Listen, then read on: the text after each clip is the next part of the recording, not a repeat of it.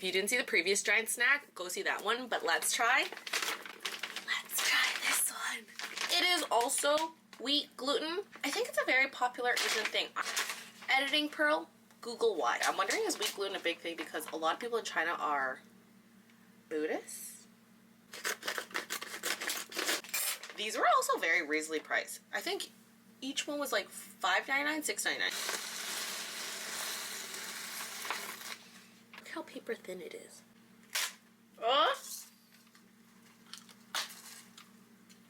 It's sweet and spicy. Texturally, it's like construction paper. I like it.